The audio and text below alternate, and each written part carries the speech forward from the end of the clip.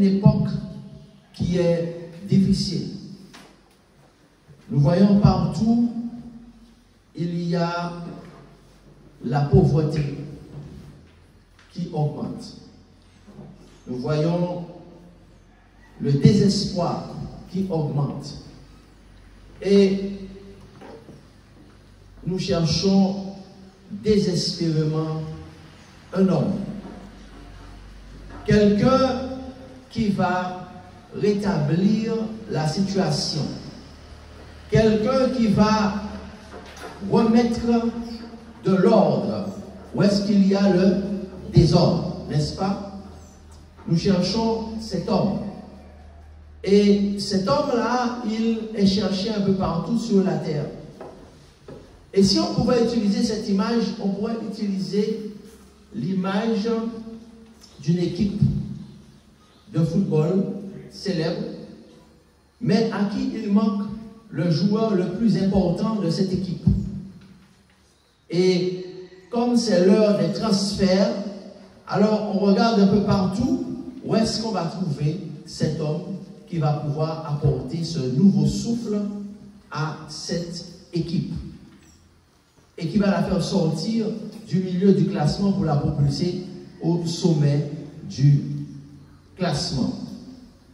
Chers amis, l'appel aujourd'hui, il est lancé à la recherche de cet homme. Et cet homme, chers amis, il existe. Cet homme, il est déjà né. Cet homme, il est là. Cet homme, il est prêt à pouvoir nous donner la victoire. Cet homme, c'est Jésus-Christ de Nazareth. Et je dis amen à cela. C'est Jésus-Christ de Nazareth. Et je dis amen à cela. Et le Seigneur Jésus, quand il est venu sur la terre, il a montré comment il est capable. Comment il est capable de délivrer ceux qui sont prisonniers. Comment il est capable. Et nous voyons comment ce Seigneur Jésus a rencontré une femme. Cette femme était perdue dans le péché. Elle avait un problème très grave. Un problème qu'elle était avec un homme qui n'était pas son mari. Et cette femme était, en plus qu'une étrangère, elle n'était pas juive, elle était samaritaine. Et lorsque Jésus a rencontré cette femme a senti pour la première fois un homme qui l'aimait, mais non pas de manière romantique, comme la plupart des hommes l'avaient aimé, mais qui l'aimait comme un ami, comme un simple ami qui lui voulait du bien. Et je dis amen à cela. Amen. Pour la première fois, elle a rencontré un homme qui la regardait sans la juger. Pour la première fois, elle a rencontré un homme qui la connaissait sans la condamner. Et cet homme l'a intriguée et elle l'a appelé prophète. Mais Jésus lui a dit, en réalité, je sais ce qui se passe dans ton cœur. Parce que dans ton cœur, il te manque quelque chose. Tu as soif. Tu as soif d'être accepté. Tu as soif d'être aimé. Tu as soif d'être apprécié pour ce que tu es. Et cette eau vive dont tu as besoin, il n'y a que moi qui puisse te la donner. Oh, chers amis, l'humanité aujourd'hui, l'humanité a soif. A soif d'être sauvée. A soif d'être restaurée. A soif d'être acceptée. Et comment est-ce que l'humanité va trouver cette consolation? Comment l'humanité va trouver cet encouragement pour ceux qui sont dans la pauvreté, pour ceux qui sont dans la misère spirituelle, pour ceux qui sont tristes à cause de la solitude, à cause de la disparition d'un être cher, à cause de l'abandon d'un être aimé, comment vont-ils être consolés? Prenons nos Bibles dans la lettre de Paul aux Philippiens au chapitre 2. Philippiens au chapitre 2 à partir du verset 1er, à la page 1191 de la version Louis II. Page 1191 de la version Louis II. Philippiens au chapitre 2, nous allons lire à partir du verset 1er. Comment trouver cette consolation?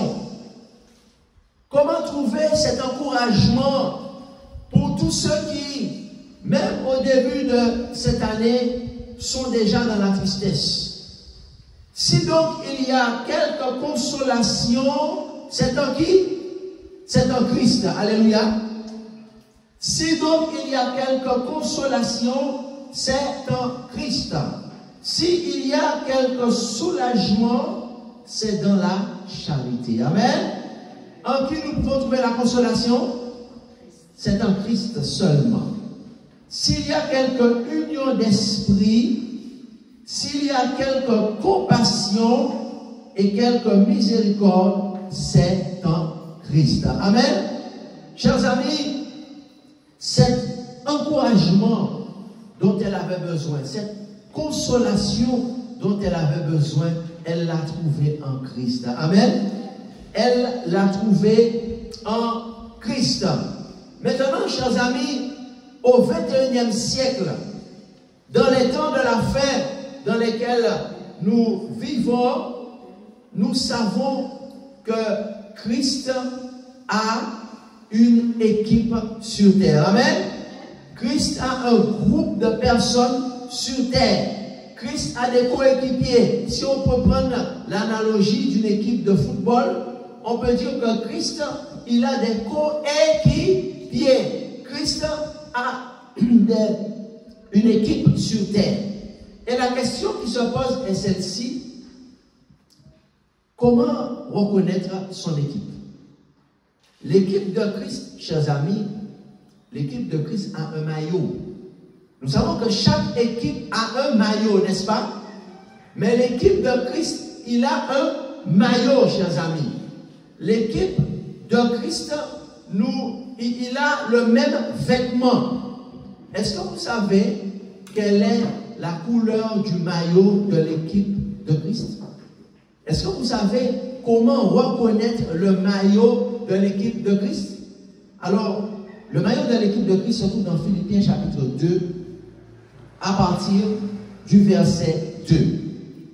Il est écrit: rendez ma joie parfaite, ayant un même sentiment, un même amour, une même âme et une même pensée. Alléluia.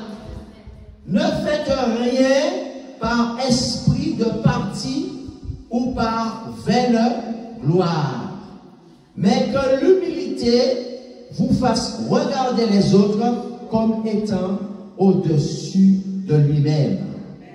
Que chacun de vous, au lieu de considérer ses propres intérêts, considère aussi ceux des autres.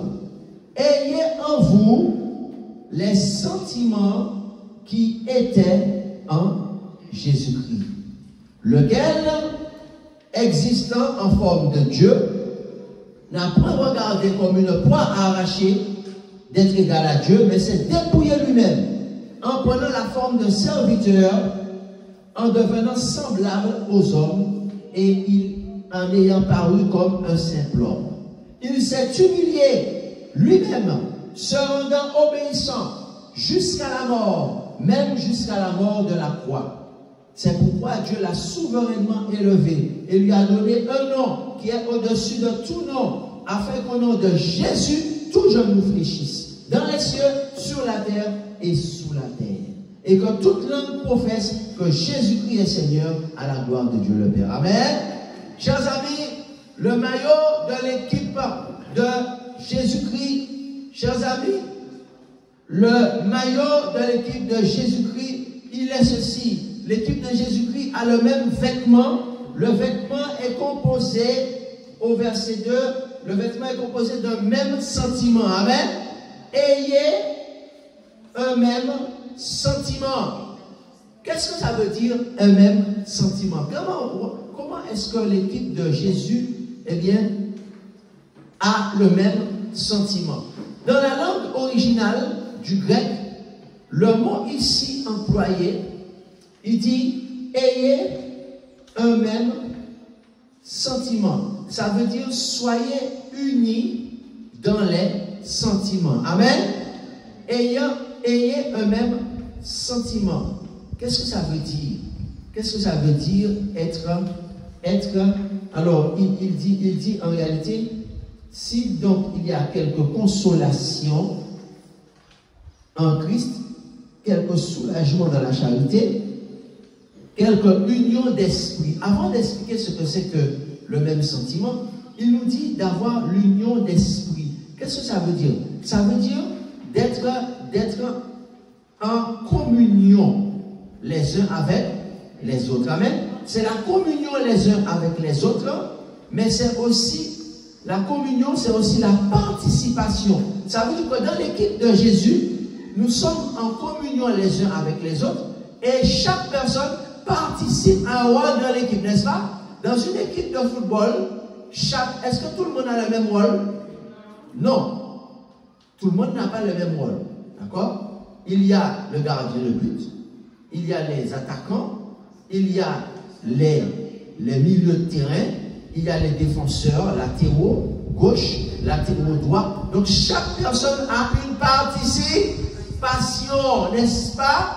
Et dans l'équipe du Seigneur, eh bien, ce qu'on voit, c'est qu'il y a une union. Ça veut dire que l'équipe est unie, n'est-ce pas? Et ça veut dire aussi qu'il y a une participation. Il n'y a personne qui est assis sur le banc de touche. Tout le monde participe, n'est-ce pas? Tout le monde participe. C'est ce qu'on appelle, c'est ce que Jésus déclare ici par la bouche de Paul. Il dit une union d'esprit. Il y a une union d'esprit. Alors la question est celle-ci. Comment faire pour avoir cette union d'esprit? Comment faire pour avoir cette participation de toute l'équipe? La réponse se trouve dans le passage. Il dit que s'il y a quelque consolation en Christ, amen, ça veut dire lorsqu'on est en Christ, c'est-à-dire lorsque Christ est en nous, amen. Donc ça veut dire que quand le Saint-Esprit est en nous, il y a une union d'esprit. Nos esprits sont unis. Ça veut dire qu'il y a une union dans l'équipe. L'équipe est unie, n'est-ce pas? Et ensuite, on voit que l'équipe est participative. Toute l'équipe participe. Alors, comment on reconnaît le maillot de l'équipe? Le maillot de l'équipe, c'est que comme il y a l'esprit en tout le monde, comme tout le monde a le Saint-Esprit, eh bien, tout le monde va répondre à cet appel.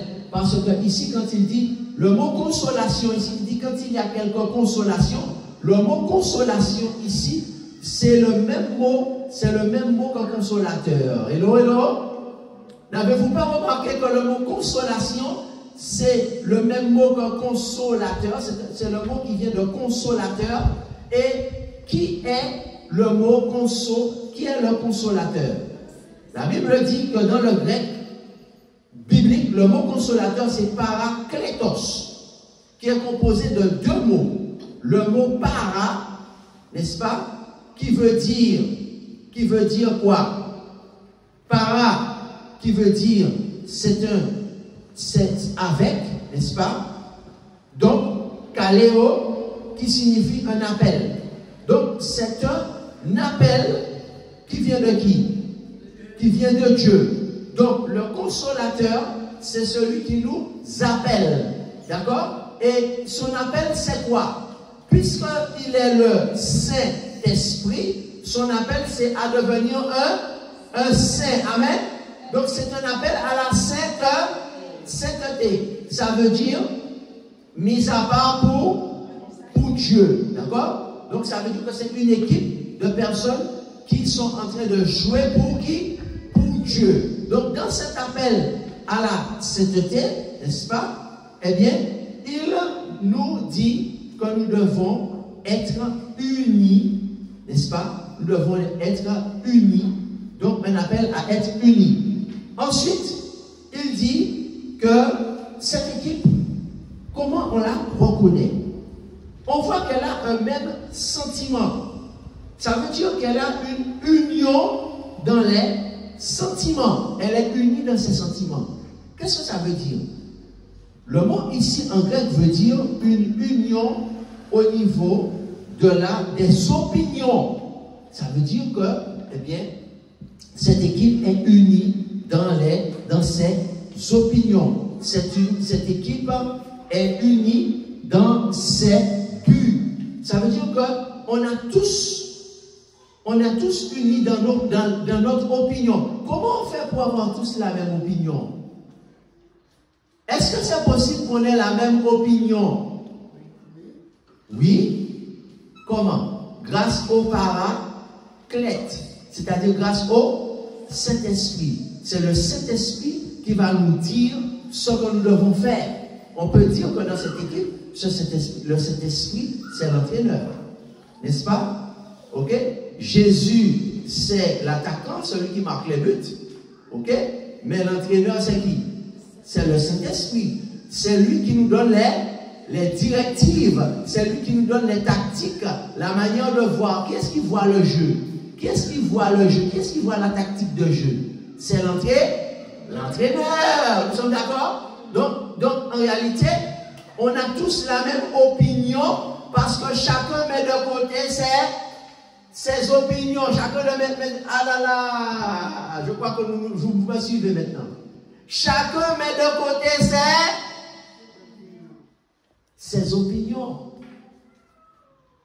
Et nous avons un terme pour parler d'opinion qui est un terme très célèbre. Chacun met de côté ses préjugés. Nous avons des préjugés. Et chacun met de côté ses préjugés. Chacun met de côté ses opinions. Dans l'équipe de Jésus, on voit qu'on a tous le même maillot, parce que notre maillot, il n'y en a pas un qui vient avec un maillot d'une couleur et un autre d'une couleur. On a tous le même maillot, ça veut dire qu'on a tous les mêmes opinions. On a mis de côté nos préjugés. On a mis de côté nos préjugés. Donc c'est ce que signifie ayez unis dans les sentiments. Ça veut dire unis dans notre opinion. Nous avons la même pensée. Nous avons les mêmes buts, n'est-ce pas?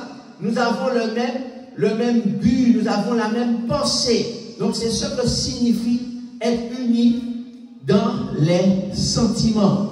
Il dit, Philippiens 2, verset 8, Philippiens chapitre 2, et le verset 2, pardon, il dit, ayant un même sentiment. Ensuite, comment on reconnaît cette équipe?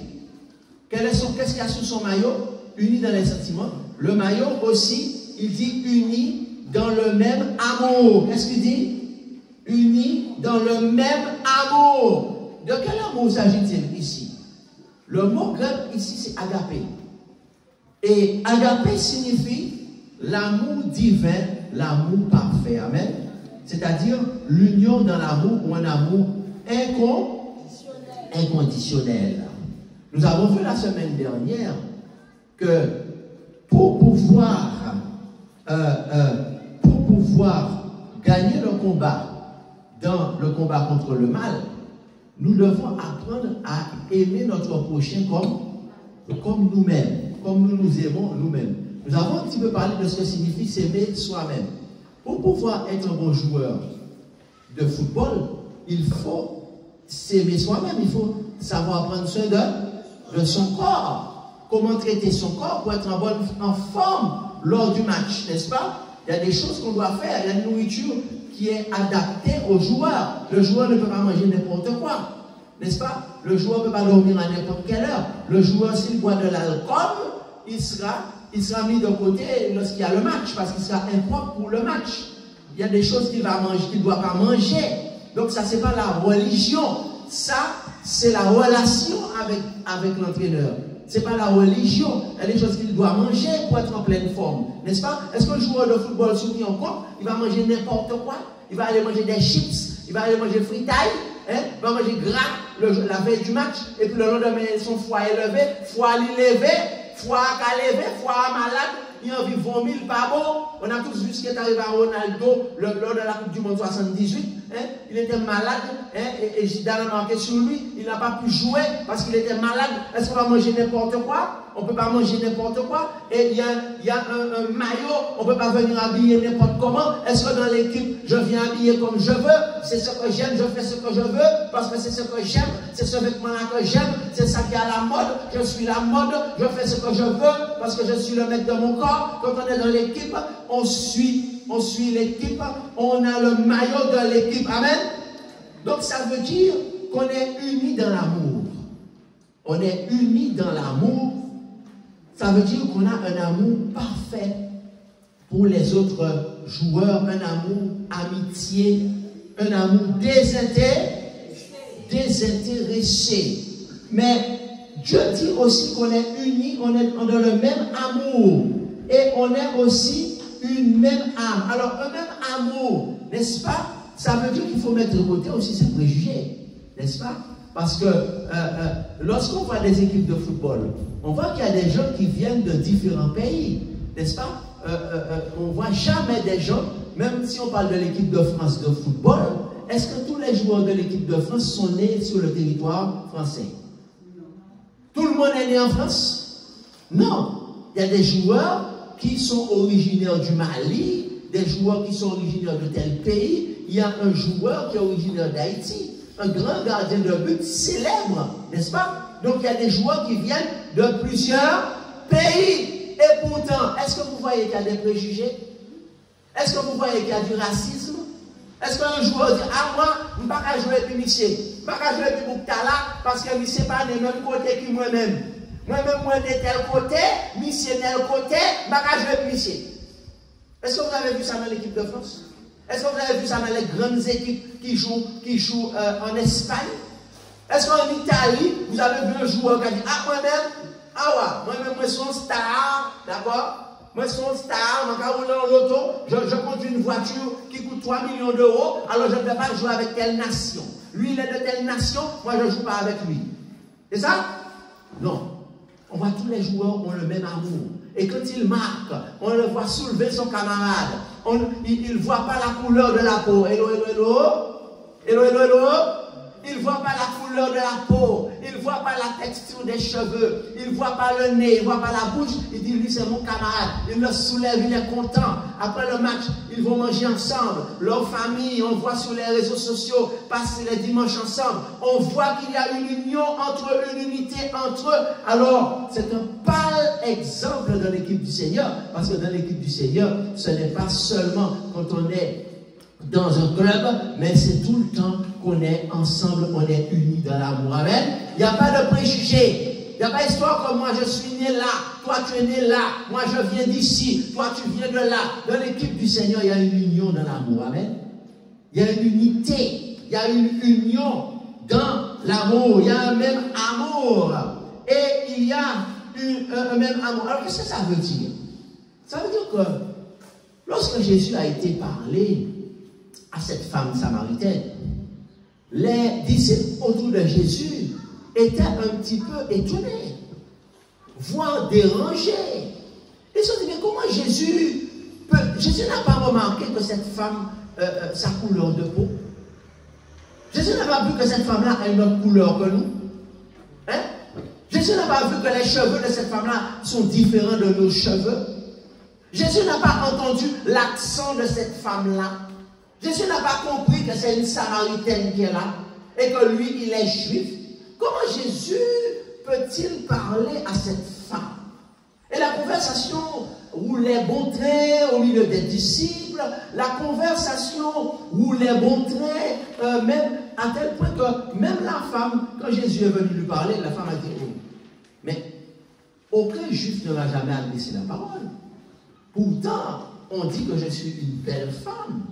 On dit que tout le monde dit que je suis une belle créature, mais aucun juif, aucun homme juif ne m'a jamais adressé la parole. Et elle a dit à Jésus, mais comment? Toi qui es juif, tu me parles à moi qui suis une Samaritaine. Tu n'as pas vu la couleur de ma peau. Tu n'as pas entendu mon accent. Tu n'as pas compris que je suis une Samaritaine parce que je ne comprends pas. Qu'est-ce qui se passe avec toi là?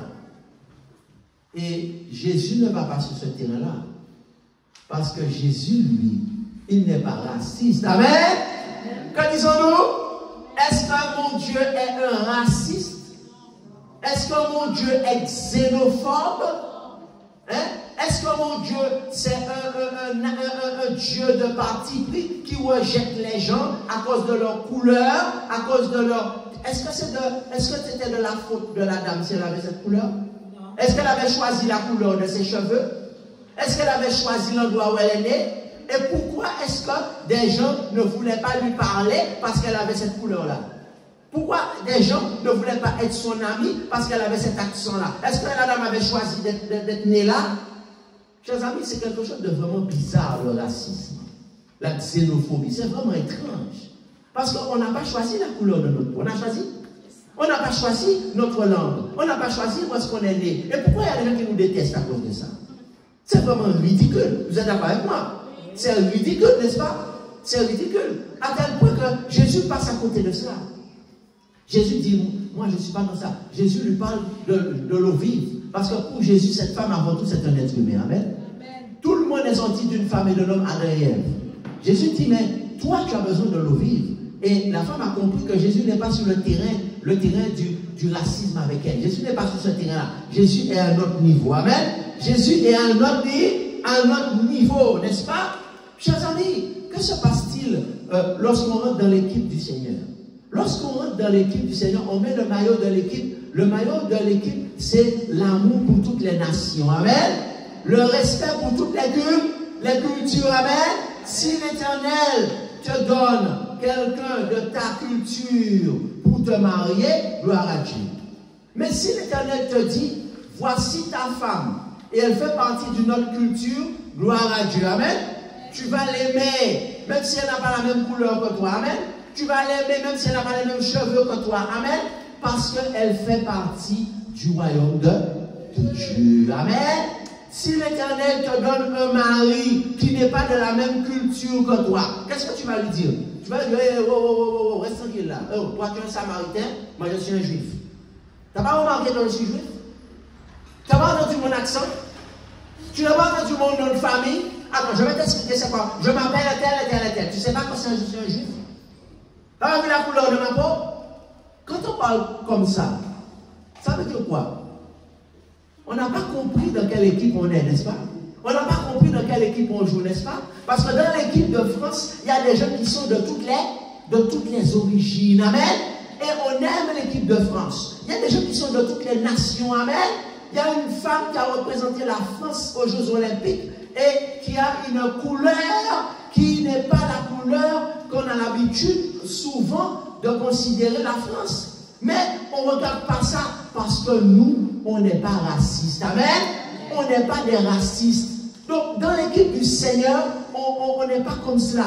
On ne regarde pas les gens sur la couleur de leur peau. Amen. On ne regarde pas les gens où est-ce qu'ils viennent pour dire, moi je suis un Samaritain, toi tu es un Juif. On n'est pas dans cela. Parce qu'on est tous des enfants de Dieu. Amen.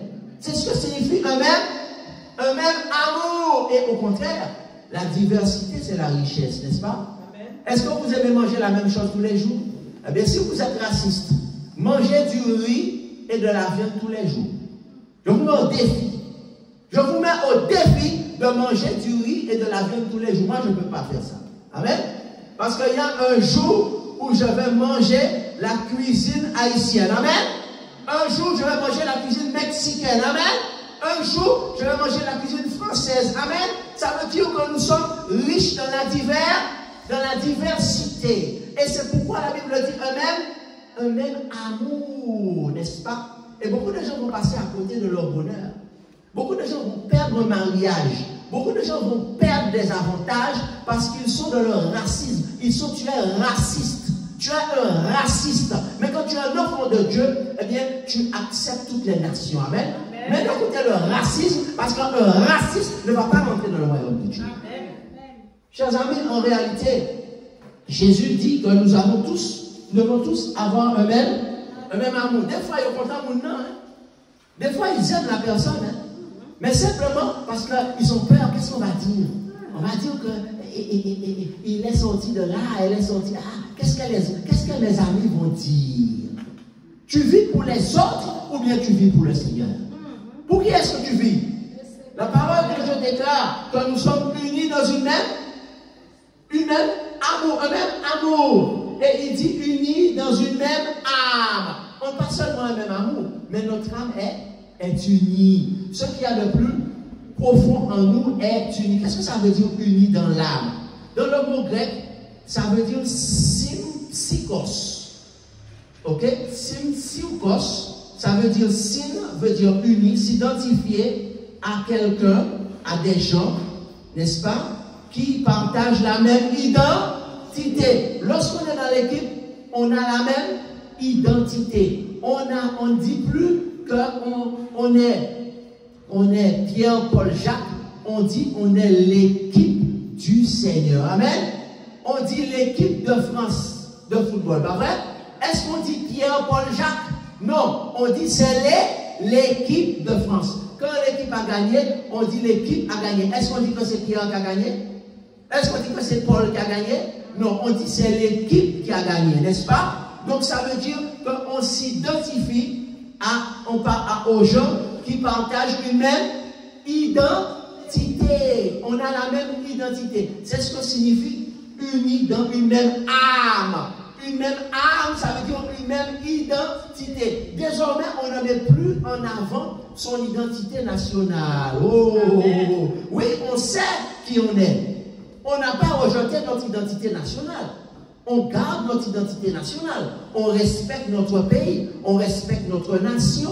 On prie pour notre nation. Mais ce n'est pas ce qu'on met en avant. Ce qu'on met en avant, c'est l'identité dans le royaume de Dieu. Ça veut dire enfant de Dieu.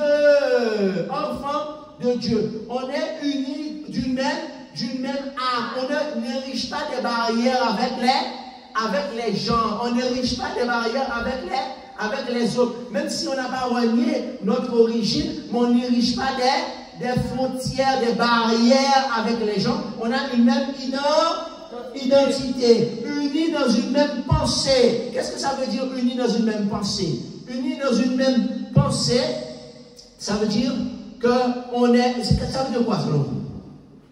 Qu'est-ce que ça veut dire qu'on est unis? Rendez ma joie parfaite en étant unis dans une même pensée. L'union de la pensée, c'est l'union de la compréhension. Ça veut dire qu'on a compris la même chose. Ça veut dire qu'on a compris ce que l'Esprit Saint veut nous aider à comprendre. Ça veut dire que l'Esprit Saint nous donne l'union dans notre manière de comprendre, n'est-ce pas? L'union dans notre manière de comprendre les choses. En réalité, chers amis, l'apôtre Paul avait déjà dit comment il considère ceux qui ne sont pas unis dans la même pensée. Comment on les appelle dans la Bible? Ceux qui n'ont pas cette unité de pensée, ce même amour, qui n'ont pas cette même communion, on les appelle des enfants. On les appelle des enfants. Et ce que nous lisons dans Éphésiens chapitre 4, à la page 1187. Éphésiens chapitre 4, et à la page 1187, le verset 14, nous lisons afin que nous ne soyons plus, page 1184, dans la version du second, afin que nous ne soyons plus des enfants. Afin que nous ne soyons plus quoi? Des enfants flottants et emportés à tout vent de doctrine, par la tromperie des hommes, par leur ruse dans les moyens de séduction. Mais que professant la vérité dans la charité, nous croissions, ça veut dire grandir physiquement, spirituellement, nous croissions à tous égards en celui qui est le chef, Christ. Amen. Donc, chers amis, il y a deux traits dans les enfants. Il y a un trait négatif chez les enfants et il y a un trait positif chez les enfants. Quel est le trait négatif des enfants? Les enfants spirituellement, ce sont les êtres humains, pas forcément en âge, même quelqu'un peut être âgé, peut avoir 70 ans, et Dieu le considère comme un enfant spirituel.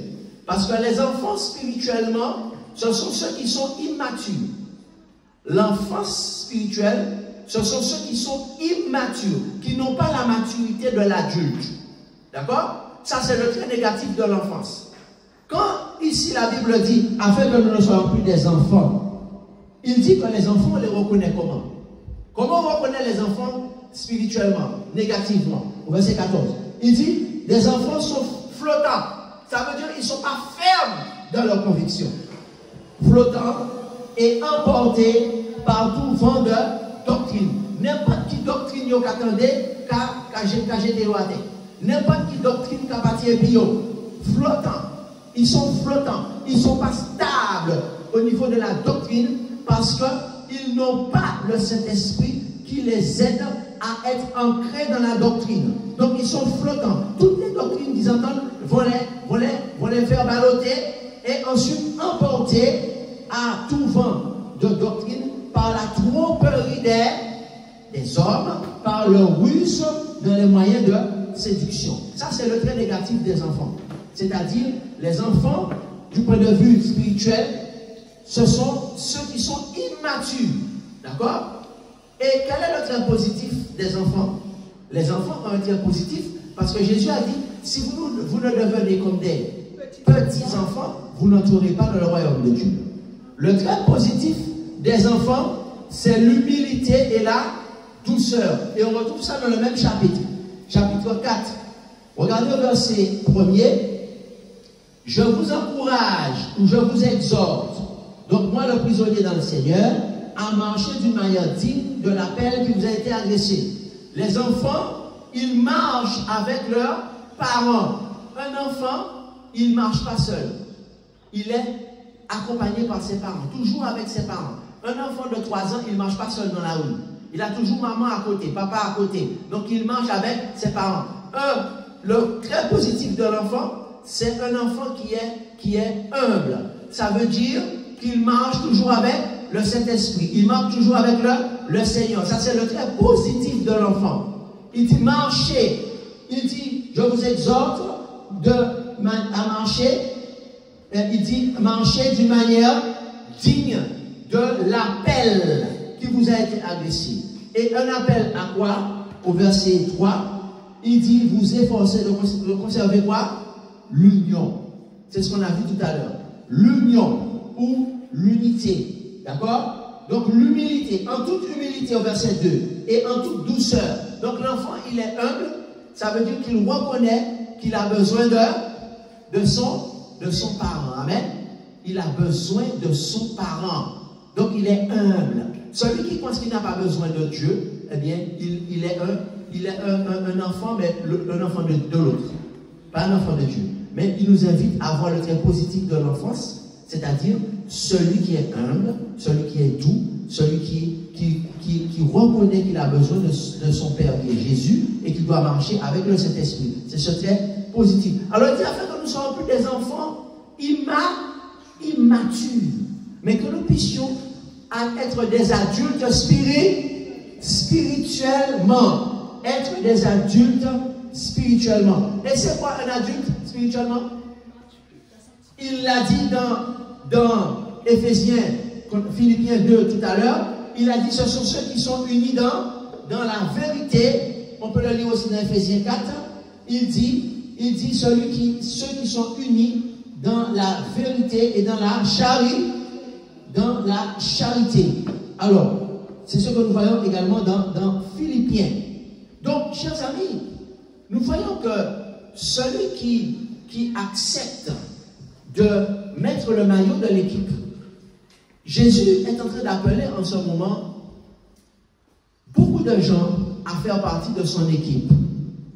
Il nous appelle à faire partie de son équipe parce qu'il veut nous consoler. Nous avons lu tout à l'heure dans Philippiens chapitre 2 qu'il y a une consolation d'être en Christ. Lorsque Christ est venu, Christ a parlé avec cette femme samaritaine. Et elle a compris qu'elle avait un ami qui était un étranger, c'était un juif, il n'était pas samaritain, mais elle a eu un ami étranger. Amen. Ensuite, elle a rencontré d'autres amis, les disciples. Elle a été consolée de sa solitude. Elle a certainement laissé cet homme qui était le mari d'une autre, parce qu'elle avait un ami qui est Jésus, n'est-ce pas? Et cet ami, après, lui a permis de voir qu'elle aussi, elle ne devait pas être raciste. Elle aussi, peut-être, elle ne parlait pas avec les Juifs. Mais à partir de ce moment-là, elle a commencé à parler avec tout le monde, n'est-ce pas? Elle a commencé à respecter tout le monde. Tout le monde, c'est monde, pas vrai? Tout le monde, c'est monde. D'accord? Monde, c'est pas bête. Tout le monde, c'est monde, c'est chien, nous va mettre de côté. Mais pas le monde. Elle a commencé à mettre de côté son racisme. Et peut-être que Dieu lui a donné un mari qui était juif aussi. Si Dieu lui a donné un mari juif, elle n'a pas dit, ah, c'est un juif, moi je ne veux pas de lui parce qu'il est juif. Parce qu'il n'a pas la même couleur de peau que moi, parce qu'il n'a pas le même nom que moi. Non. Elle a peut-être pris son mari juif, elle était heureuse, n'est-ce pas? Donc, Jésus a montré quel maillot il avait. Jésus a montré quel est le maillot que possède son équipe. C'est le maillot d'avoir les mêmes, on a dit, les mêmes sentiments, le même amour, une même âme et une même pensée, ça veut dire la même compréhension des choses. Et cher ami, aujourd'hui, Jésus t'appelle à faire partie de son équipe. Et tu as vu que ceux qui sont entrés dans son équipe, eh bien, comment Jésus a pris soin d'eux? Jésus a nourri les disciples. Après 3 ans et demi, Jésus leur a dit, est-ce que vous avez manqué de quelque chose? Avez-vous manqué de vêtements? Avez-vous manqué de nourriture parce que vous êtes rentrés dans mon équipe? Avez-vous manqué de quelque chose? Ils ont dit non, Seigneur, nous n'avons manqué de rien. Amen. Nous n'avons manqué de rien. Parce que certains croient qu'en rentrant dans l'équipe du Seigneur, ils vont tomber dans la pauvreté. Au contraire, amen. Jésus a promis, il a dit, je suis avec vous tous les jours, jusqu'à la fin du monde. Jésus a donné un mari à certaines femmes. Jésus a donné une épouse à des hommes qui étaient seuls, une bonne épouse. Amen. Jésus a donné des enfants à des femmes qui étaient stériles, des femmes que les médecins avaient condamnées. Jésus leur a donné des enfants. Amen. Jésus a donné du travail à ceux qui étaient au chômage. Jésus a guéri un paralytique qui était malade depuis 38 ans. Amen. Près de la piscine de Bethesda. Jésus a donné la vue aux aveugles. Et Jésus a guéri ceux qui avaient un problème avec l'argent, comme Zachée. Jésus a guéri ceux qui étaient violents, comme Jacques et Jean, de leur addiction à la violence. Est-ce qu'aujourd'hui, tu veux rentrer dans son équipe pour avoir cette consolation, cette joie d'être un sanctifié, c'est-à-dire quelqu'un qui est différent, qui a le maillot de l'équipe, qui a le même amour, qui a une même joie, qui a une même pensée, qui a une même âme? Est-ce que tu veux rentrer dans l'équipe du Seigneur? Amen. Alors, si tu n'es pas encore baptisé, je t'invite à te préparer, on va te préparer pour cela. Et dire, Seigneur Jésus, je sais que tu es mort pour moi. Je sais que tu es le champion de l'équipe qui marque les buts, tu es l'attaquant. Et je veux faire partie dans ton équipe. Je veux également marquer des buts sur Satan. Je veux que mes péchés soient pardonnés. Et je veux être bientôt baptisé. Si c'est le cas, est-ce que tu peux lever la main? Et nous allons prier pour toi. Là où tu es, nous allons prier pour toi. Dire, Seigneur Jésus, je veux être baptisé. Je veux être né de nouveau. Je veux recevoir la vie éternelle. Et je veux recevoir la joie. Amen. Gloire à Dieu. Si c'est ton désir, eh bien, tu peux venir me voir. Tu peux chercher à m'appeler, n'est-ce pas? Et chercher à me contacter. Et nous allons prier pour toi. Nous allons te préparer pour le baptême chrétien. Nous allons te préparer pour recevoir. Si tu es déjà baptisé et que tu veux, Jésus a dit, celui qui croira et qui sera baptisé sera sauvé. Le mot baptisé veut dire plonger, n'est-ce pas? Ça veut dire qu'on peut te plonger dans l'eau. Si tu plonges un bébé dans l'eau, qu'est-ce qui va se passer? Il va se noyer. Il va se noyer. C'est pour ça que les mamans ne plongent jamais les bébés dans l'eau de la mer. Ils prennent de l'eau, ils mettent sur leur tête. Et c'est pourquoi beaucoup d'hommes de Dieu prennent de l'eau et mettent sur la tête. Parce qu'ils appellent ça baptême. Ce n'est pas un baptême. La Bible dit que le mot baptiser en grec veut dire plonger. Donc si on a mis de l'eau sur ta tête, tu n'as pas été baptisé. Oui, je te le dis, tu n'as pas été baptisé. Et si jamais tu ne te rappelles même pas du jour du baptême, tu n'as pas été baptisé. Parce que la Bible dit, c'est celui qui croira. Est-ce qu'un bébé peut croire? Est-ce qu'un petit monde petit peut croire? Est-ce qu'un enfant peut croire? Non. Donc pour être baptisé, il y a au moins 3 conditions. Premièrement, il faut croire. Deuxièmement, il faut te repentir. Un bébé ne se repent pas parce qu'il n'a pas encore péché. Il n'a pas commis le péché. Il est pécheur par nature, mais il n'a pas commis le péché. Et troisièmement, il faut être plongé dans l'eau. Un bébé, on ne le plonge pas dans l'eau, on met de l'eau sur sa tête. Donc si on a mis de l'eau sur ta tête, on t'a dit que tu es baptisé, tu n'es pas encore baptisé. Jésus a dit, c'est celui qui croira et qui sera baptisé, sera sauvé. Marc 16, verset 16. Mais celui qui ne croira pas sera condamné. Donc il te demande simplement de croire. Ça veut dire de lui demander d'être dans son équipe. Et si tu le veux, rentre en contact avec moi. Nous allons prier pour toi, pour que tu fasses partie de son équipe. Maintenant, si tu es déjà baptisé, il te dit, maintenant il faut mettre le maillot de l'équipe. Amen. Le maillot de l'équipe, c'est être uni. Uni dans la communion. Uni dans la participation. Uni dans une même âme. Mettre de côté le racisme. Mettre de côté la xénophobie. Mettre de côté la peur de l'autre. Mais accepter tous les membres de ton équipe parce que nous sommes tous des enfants du roi des rois. Si tu le veux, eh bien je vais te demander de te mettre debout maintenant. Nous allons chanter Jésus par ton sang précieux enlève mon iniquité. 268. Et regarde-moi du haut des cieux, dis-moi que tu m'as pardonné. Et mon linge sera blanc. Le maillot de l'équipe, c'est le maillot blanc. Le maillot sera blanc parce que le sang de Jésus aura lavé mon péché. Levons-nous, 268. Jésus par ton sang précieux.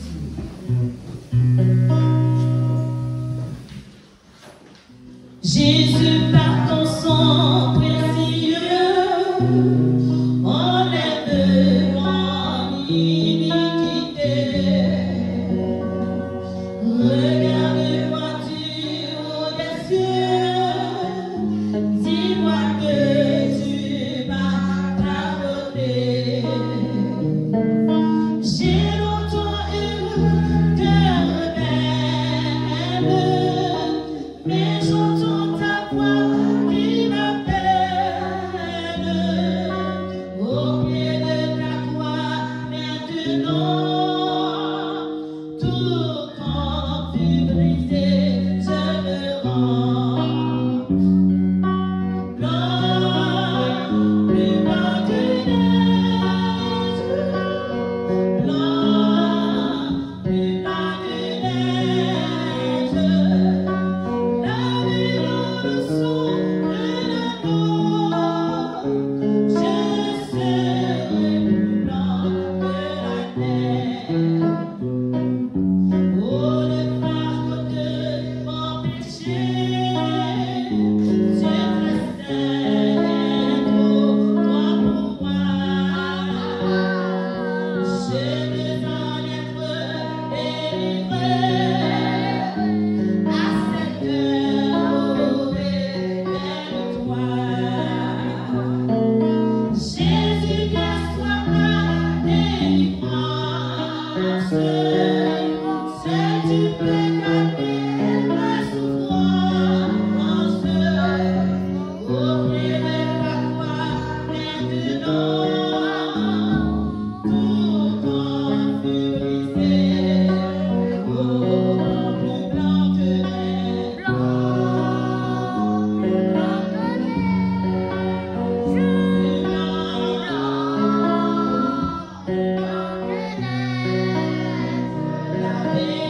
lavé dans le sang de l'agneau, je serai plus blanc que la neige.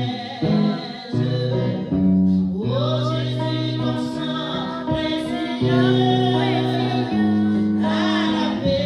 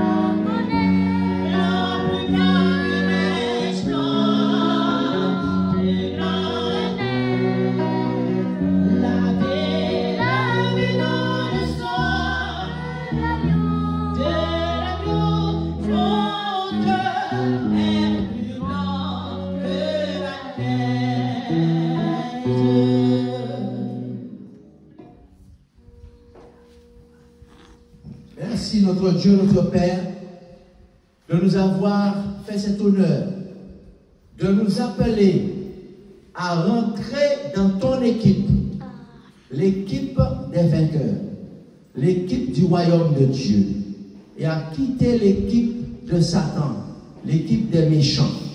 Seigneur, plusieurs aujourd'hui ont pris la ferme décision d'accepter l'amour de Jésus, d'accepter le pardon de Jésus et de rentrer dans son équipe, afin d'avoir la joie du salut, la joie de la vie éternelle, la joie d'être délivré de ses addictions, la joie d'être pardonné de ses péchés, la joie d'être guéri de ses maladies et la joie de faire partie d'une famille heureuse, une famille où on s'aime vraiment, une famille où l'un veille sur l'autre, l'un prend soin de l'autre, l'un protège l'autre, l'un veille sur les intérêts de l'autre.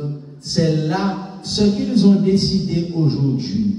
Et que tu les bénisses au nom de Jésus-Christ, que tu leur accordes ce qu'ils ont choisi et qu'ils puissent être baptisés bientôt à la gloire de Dieu et qu'ils puissent recevoir le Saint-Esprit, l'entraîneur de l'équipe, dans leur cœur et qu'ils reçoivent Jésus, l'amour de Jésus dans leur cœur et qu'ils acceptent le président du club, le Père, dans leur cœur et qu'ils deviennent ainsi membres de la plus grande équipe qui ait jamais joué dans l'univers et que l'Église dise Amen.